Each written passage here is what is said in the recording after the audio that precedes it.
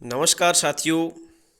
आज का हमारा वीडियो आधारित होगा कक्षा 12 के मंदाकिनी पाठ्य पुस्तक में से तीसरा अध्याय है निर्वासित कहानी, जिसकी लेखिका है सूर्यबाला। इस कहानी के माध्यम से सूर्यबाला यानी कि लेखिका हमें क्या संदेश देना चाहती है, इसकी भी हम चर्चा करेंगे। और इसके साथ साथ हम ये भी बतलाएंगे कि कहानी में वास्तविकता क्या है और इसका कथानक क्या है, और आपके पाठ्यक्रम के अनुसार, आपके कक्षा 12 में निर्धारित पाठ्यक्रम के अनुसार आप इसको किस प्रकार से पढ़ें। क्योंकि आपका पाठ्यक्रम जो निर्धारित किया जाता है वो दरअसल इस दृष्टि को आधार बनाकर किया जाता है कि एक विद्यार्थी के रूप में आप उससे कुछ सीखें। तो इसी क्रम में अगर आपने चैनल को सब्सक्राइब नहीं किया तो अभी से कर लीजिए, क्योंकि आगे भी आपको इसी प्रकार के कई वीडियो मिलने वाले हैं। तो चलिए शुरू करते हैं आज का ये वीडियो। सबसे पहले कहानी को पढ़ने से पहले या किसी भी पाठ को पढ़ने से पहले आपको उस लेखक या लेखिका के बारे में जानना चाहिए, ताकि आप उसकी मानसिकता को समझ सकें, वो किस विचारधारा के व्यक्तित्व है और उन्होंने किस प्रकार का साहित्य लिखा है। सूर्यबाला आधुनिक युग की एक महत्वपूर्ण लेखिका है। आधुनिक युग में 1943 में इनका बनारस उत्तर प्रदेश में जन्म होता है, और इनका जो साहित्य लेखन है वो दरअसल आधुनिक जीवन मूल्य, नारीवादी अस्मिता, प्रकृति और परंपरा पर आधारित है। और उन्होंने अपने रचनाक्रम के माध्यम से, रचनाओं के माध्यम से एक ऐसी बुद्धिजीविता का परिचय दिया है कि वास्तव में आधुनिक युग में किस प्रकार से जो जीवन मूल्य है वो टूट रहे हैं, और उन्हें बचाना हम सबका कर्तव्य भी होना चाहिए। इन्होंने कुछ कहानियाँ भी लिखी हैं, जैसे कात्यायनी संवाद, थाली भर चांद, एक इंद्रधनुष। इसके साथ इन्होंने कुछ उपन्यास लिखे हैं, जिनमें से सुबह के इंतज़ार तक, अग्निपंखी और दीक्षांत।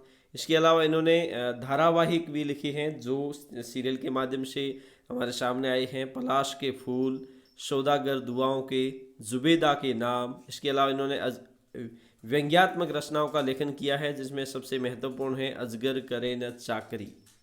अब हम बढ़ते हैं इस कहानी के कथानक की ओर। दरअसल कोई भी कहानी या कोई भी रचना आपके पाठ्यक्रम में रखी जाती है तो उसका कुछ उद्देश्य होता है, और इस कहानी जिसका नाम है निर्वासित, निर्वासित का मतलब होता है कि किसी एक ऐसे स्थान से आप जब दूर हो जाते हैं, अपना स्वयं का स्थान है, अपनी जहाँ पर आप अपनी अस्मिता को बचा कर रख सकते हैं, जो अपने हैं, वहाँ से आपको ले जाकर कहीं और छोड़ दिया जाता है जहाँ पर आपका मन नहीं लगता है। जैसे कि हम ये समझ सकते हैं कि जैसे कि किसी स्थान विशेष को जब वहाँ पर अतिक्रमण हो जाता है या फिर कोई औद्योगिक क्षेत्र आ जाते हैं, तो उस स्थिति में अगर कोई निर्वासित होता है वहाँ से उसे खदेड़ दिया जाता है। तो ऐसी स्थिति में एक वृद्ध दंपति की व्यथा है यहाँ पर, जो हालांकि अपनी मर्जी से और अपने पुत्रों की मर्जी से गए हैं, उन्हें किसी प्रकार से खदेड़ा नहीं गया है। लेकिन निर्वासित होने का कितना दुख होता है किसी भी व्यक्तित्व को। कोई व्यक्ति जब निर्वासित होकर कहीं जाता है तो उसे कितना कष्ट उठाना पड़ता है, यानी कि उसकी जो भावनाएं हैं वो उसके साथ नहीं होती है। तो इस प्रकार से इस कहानी का कथानक हम सबसे पहले जानेंगे। कहानी में कथानक की महत्वपूर्ण भूमिका होती है। सबसे पहले हम इनके पात्रों के बारे में जानते हैं। एक वृद्ध दंपति जिसमें कहानी में बाबूजी और माँ जी के नाम से संबोधन है, और उनके दो बेटे हैं। राजेन बड़ा बेटा है, छोटा बेटा है रणधीर, और राजेन की बहू है, और उसके अलावा एक जमुना है जो वहाँ की नौकरानी है। और कहानी में कुछ पात्र मुख्य होते हैं और कुछ पात्र गौण होते हैं, और उनमें से एक है गौण पात्र जमुना।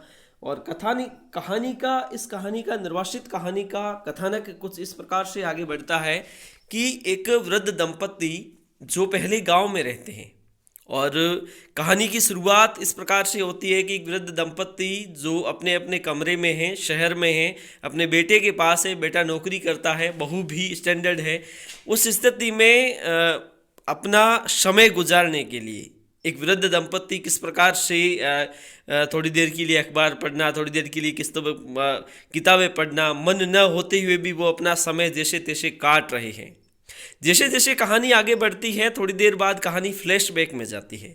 फ्लैशबैक एक पद्धति होती है। फ्लैशबैक दरअसल अंग्रेजी का शब्द है, जिसका हिंदी में अनुवाद होता है पूर्व दीप्ति पद्धति, जिसमें कोई भी पात्र वर्तमान में है लेकिन अपने भूतकालीन कथा को या फिर स्मृतियों को याद करता है, उन स्थितियों को जीने की कोशिश करता है। तो यहाँ पर फ्लैशबैक यूँ है कि कथानक यानी कि यहाँ पर जो पात्र है, वृद्ध दंपति है, वो याद करते हैं कि किस प्रकार से पहली बार जब बेटे ने उन्हें बुलावा भेजा था शहर आने के लिए, तो उन्हें किस बात की खुशी थी। उन्हें इस बात की खुशी थी और आस पड़ोस के जितने भी लोग थे उन्होंने ये समझा था कि बेटा नौकर है, अच्छा अफसर है और वहाँ जाकर वो आसानी से रह पाएंगे। और सबके मन में यही भाव था कि कहीं ना कहीं बेटे को अब फिक्र होने लगी है, माँ बाप को, कि कहीं ना कहीं माता पिता है वो अकेले हैं और उन्हें अपने साथ ले जाकर उन्हें इस बात की अनुभूति करवाई जा सके कि बेटा उनकी सेवा करना चाहता है। लेकिन वर्तमान में जब वह एक बार फिर से चलते हैं तो उन्हें ऐसा लगता है कि जब वो पहली बार आए थे तो उन्हें इस बात की खुशी थी, लेकिन जब वो यहाँ जी रहे हैं, शहर की घुटन भरी जिंदगी में जी रहे हैं, तो उन्हें ऐसा लगता है कि वास्तविकता उस स्थिति से कहीं ज़्यादा परे है जो स्थिति पहली बार उन्हें सुनने और देखने को मिली थी। लेकिन यहाँ पर क्या है, दो बेटे हैं, राजेन और रणधीर, दोनों ही अलग अलग जगह पे रहते हैं और राजेन की बहू और राजेन के साथ वृद्ध दंपति रह रहे हैं। और एक रात रणधीर जो उनका छोटा बेटा है जो उनके पास आता है और वहाँ आने के बाद में रात भर वो तीनों तो आपस में बातें करते हैं, लेकिन वृद्ध दंपति जो पति पत्नी है, लेकिन उसके बावजूद भी अब उन्हें अलग रहना पड़ रहा है। अलग क्यों रहना पड़ रहा है? क्योंकि बेटों के बीच में इस बात को लेकर एक तय होता है, एक समझौता होता है कि माँ को एक बेटा रखेगा और बाप को एक बेटा रखेगा।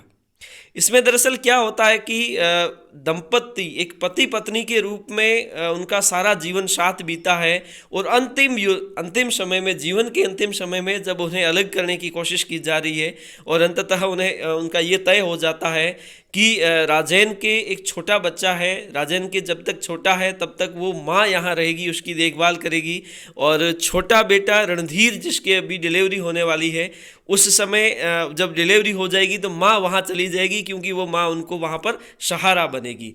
अब दरअसल इस कहानी के माध्यम से लेखिका ये दर्शाना चाहती है कि जिस माता पिता को बुढ़ापे में एक साथ रहना चाहिए, पति पत्नी के रूप में जो जीवन उन्होंने बिताया, सुख में जीवन बिताए, लेकिन अंत में भी उन्हें अलग होना पड़ता है। क्यों होना पड़ता है? क्योंकि जीवन मूल्य समाप्त हो रहे हैं। कहीं ना कहीं हम ये समझ नहीं पा रहे हैं कि वास्तव में माँ बाप ने जिस पीड़ा को उठाकर, जिस कठिनाइयों को उठाकर हमें इतना बड़ा किया है, हमें इस काबिल बनाया है कि हम आज शहर में रहने के काबिल हैं, बावजूद उसके कि यहाँ पर ये स्थिति है कि एक पति पत्नी को, वृद्ध दंपति को अलग अलग रहना पड़ता है, इसीलिए कि एक बेटा उन दोनों का भार नहीं उठा पाता है। कहीं ना कहीं एक वृद्ध दंपति, हालांकि ये जो बाबूजी है ये पहले सरकारी सेवा में होते हैं और जैसे ही रिटायर्ड होकर घर आते हैं, रिटायर्ड होने के 1-1.5 साल बाद वो शहर में आ जाते हैं। कहीं ना कहीं यहाँ पर लेखिका ये दर्शाना चाह रही है कि इस प्रकार की भावना, इस प्रकार के जीवन मूल्य जब समाप्त हो जाएंगे तो सामाजिक या फिर समाज की रीढ़ हम सब बचा नहीं पाएंगे। तो इसलिए ये कहानी जो आपके पाठ्यक्रम में रखी गई है, इसका यही उद्देश्य है कि जब आप बड़े हो, नौकरी लग जाओ, तो कहीं ना कहीं इन जीवन मूल्यों की रक्षा करना भी आपका उद्देश्य होना चाहिए। और कहानी का अंत है वो दुखांत होता है। कहानी दुखांत है क्योंकि दोनों अलग हो जाते हैं, और दुखांत इस रूप में है किसी भी कथानक में जब नायक और खलनायक, हालांकि इसमें खलनायक वाली कोई बात नहीं है, लेकिन कोई भी जो नायक होता है अंतिम फल एक सुख के रूप में भोग नहीं पाता यहाँ पर, तो कहीं ना कहीं वृद्ध दंपति है जो अलग अलग रहने लग जाते हैं। और अंतिम पंक्ति के साथ जब वो वृद्ध पिता अपने छोटे बेटे के साथ जा रहे होते हैं तो कहीं ना कहीं उन्हें ऐसा लगता है कि एक ऐसी जीवन की निधि जो एक स्थान पर वो छोड़ के जा रहे हैं, वो स्थान उनसे छूटा नहीं जा रहा है, बावजूद उसके उनकी मजबूरी है कि वो उनके साथ चलने को तैयार हो जाते हैं। इस प्रकार से ये कहानी यहीं पर समाप्त होती है। तो इस कहानी के माध्यम से लेखिका बहुत कुछ कहना चाहती है। तो इन सब चीज़ों को हमें समझने की आवश्यकता है और साहित्य दरअसल समाज को एक दिशा देता है और किसी भी पाठ्यक्रम में किसी भी रचना को अगर रखा जाता है तो इसका यही उद्देश्य होता है कि इसकी मिलने वाली शिक्षा को हम आत्मसात कर सकें, हम उसको ग्रहण कर सकें और हम अपने जीवन में उसे उतार सकें। तो इसी के साथ ये कहानी समाप्त होती है और इस कहानी में दरअसल आपको कौन कौन सी चीज़ें याद रखनी है। सबसे पहले इस कहानी के पात्र, दूसरी बात है इस कहानी का कथानक, तीसरी बात है इस कहानी की लेखिका का परिचय। तो ये सारी चीज़ें आपको ध्यान में रखनी है। और इस कहानी में अगर आपको प्रश्न पूछा जा सकता है तो यूँ पूछा जा सकता है कि इस कहानी की मूल संवेदना क्या है। मूल संवेदना दरअसल जीवन मूल्यों पर आधारित है कि जीवन मूल्य जैसे जैसे समाप्त होते जा रहे हैं, क्योंकि एक बेटे का कर्तव्य किसी भी माँ बाप के लिए यही होता है कि अंतिम समय में वो सुख भोग सके, लेकिन बावजूद उसके कि जीवन मूल्य जब समाप्त हो रहे हैं तो आधुनिकता की होड़ में हम कहाँ पहुँच गए हैं। इसी के साथ इस पाठ को हम समाप्त करते हैं। धन्यवाद।